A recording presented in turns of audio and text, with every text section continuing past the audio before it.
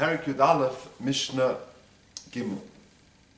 This Mishnah discusses the concept of being zorek an item, throwing an item a distance of 4 amos. Now, we mentioned in the previous Mishnah that in order to be chayev for Mitzvah on Shabbos, a person has to do one of 3 things. Either do a transfer from Rishus HaYochid to Rishus Rabim, or from Rishus Rabim to Rishus HaYochid, or carry something daled amos in Rishus Rabim.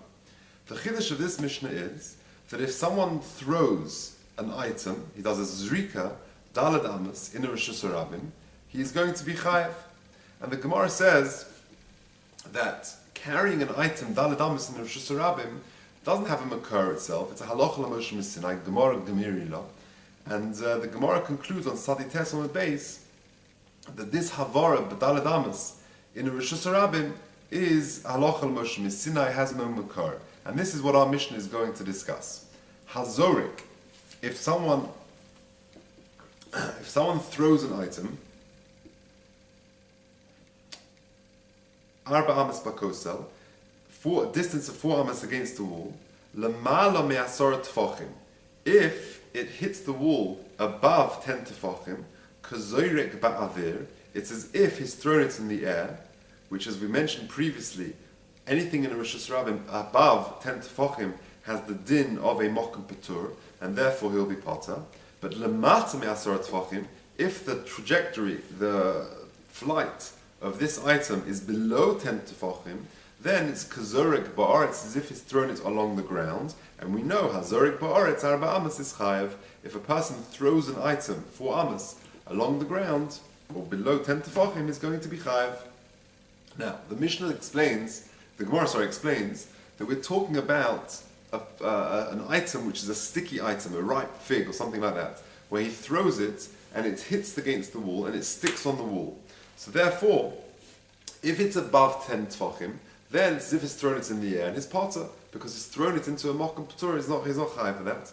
But if he throws it below 10 tefachim, which has got the din of a Rishus Harabim, so therefore zurika in a Rishus Harabim for 4 amas, the person is going to be chayav, and it hits against the wall. Now, the chiddush says, the Gemara is that even though there is exactly daled amas between me and the wall, and therefore when I throw this item against the wall, the actual volume of the fig, which is sort of attached to the wall, is going to minimize the daled amas, and therefore the net distance between me and the end of the fig, if you like, is less than 4 tefachim.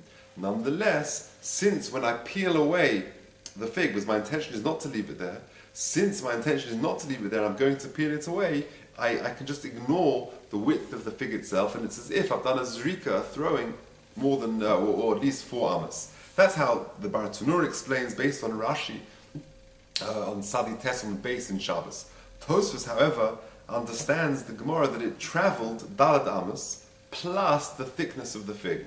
So therefore it overcomes this problem, as it were, and therefore he has thrown daled amos comfortably without any problem. Continues the Mishnah. Hazoirek ba'aretz arba amos chayev. If someone throws an article of 4 cubits on the ground, then he's going to be chayev, like we said. Zorak letoich arba amos v'nisgalgel chutz la'arba amos potter.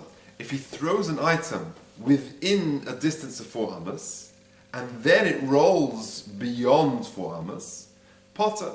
Because lemaisa, my intention was to throw this item within 4 amos, and for that I'm potter. I'm not going to be chayav because it's got to be at least 4 amos. And since my intention was that it goes within 4 amos, and then it subsequently rolls beyond that, that's not my problem. My intention was specifically that it stays within 4 amos, and therefore, even though it subsequently rolls, it's potter.